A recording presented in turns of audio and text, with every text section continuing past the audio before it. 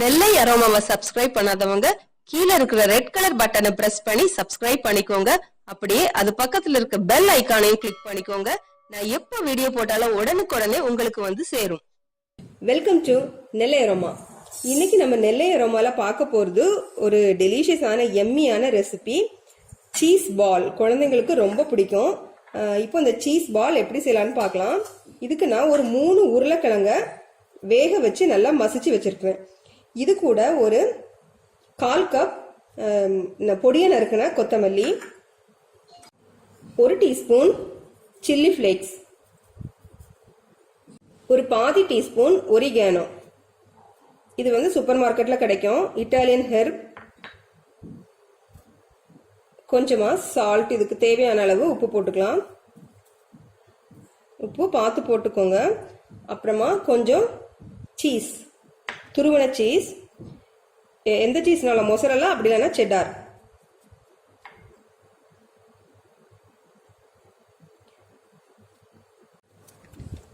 இது கூட ஒரு 1/2 டீஸ்பூன் மைதா, 1/2 டீஸ்பூன் cornflour.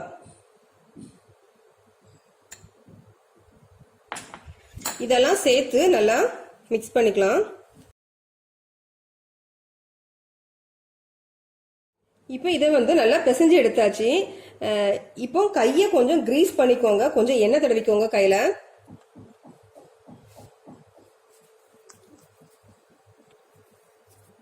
இப்போ இதுல இருந்து கொஞ்சமா உருளைக்கிழங்கு எடுத்து இப்படி ஃபிளாட் பண்ணிக்கோங்க.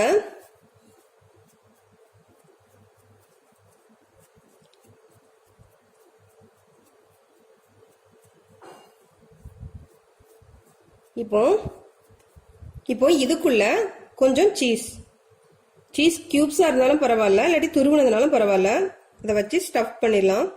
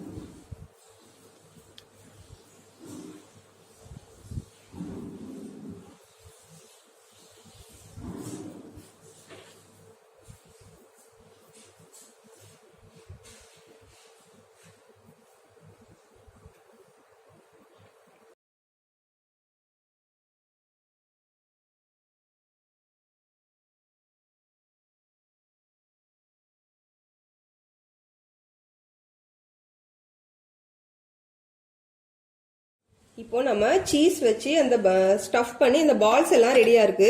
இப்போ இதை பொரிச்சிடலாம். ஆனா பொரிக்கிறதுக்கு முன்னாடி இதுக்கு கோட்டிங் கொடுக்கணும். அப்படி இல்லைன்னா நம்ம எண்ணெயில போட்டு ஃப்ரை பண்ணும்போது சீஸ் வந்து மெல்ட் ஆகி வந்துடும். இப்போ வந்து கோட்டிங் கொடுக்கலாம், அதுக்கப்புறம் எண்ணெயில போட்டு பொரிச்செடுக்கலாம். ஒரு மிக்சிங் பவுல் எடுத்துக்கோங்க. இதுல வந்து ஒரு 1/4 கப் சோள மாவு, கார்ன்ஃபிளவர், 1/4 கப் மைதா, இது ரெண்டையும் ஆட் பண்ணிட்டு தண்ணி விட்டு நம்ம நல்லா கரைச்சி எடுத்துக்கலாம்.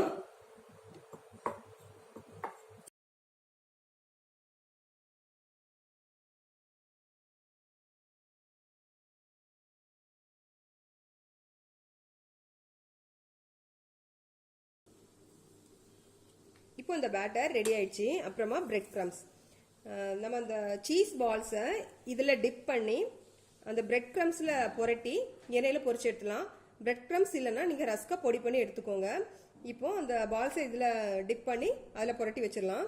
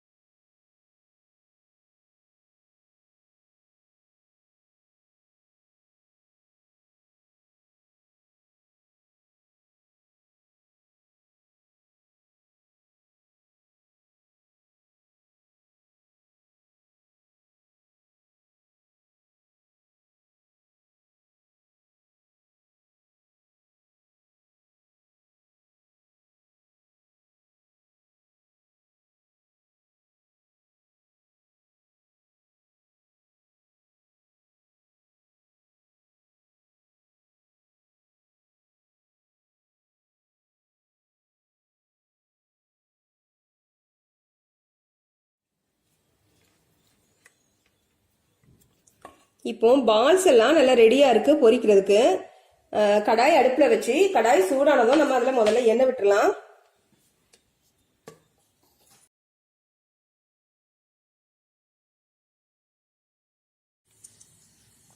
இப்போ எண்ணெய் வந்து நல்லா சூடாயிட்டு நம்ம அந்த பால்ஸை போட்டு பொரிச்சு எடுத்துடலாம். தீ வந்து கொஞ்சம் மிதமான தீயில வச்சுக்கோங்க, ரொம்ப லோ ஃப்ளேம்ல வைக்க வேண்டாம். இந்த பால்ஸ் ஒவ்வொன்றே மெதுவா உள்ள போட்டுடலாம்.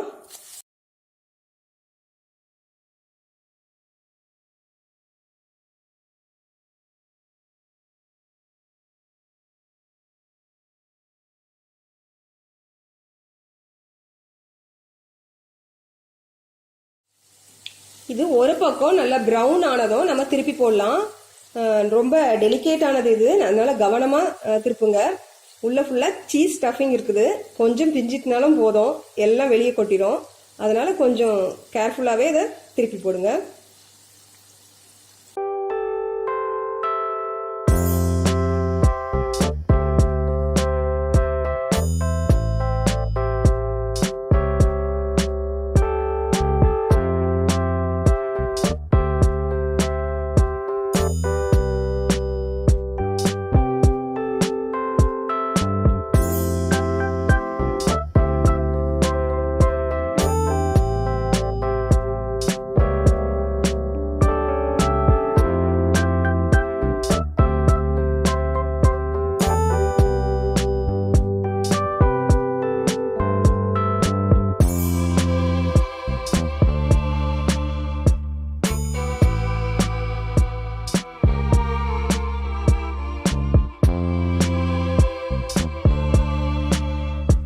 சீஸ் பால்ஸ் எல்லாம் ரெடி ஆயிட்டு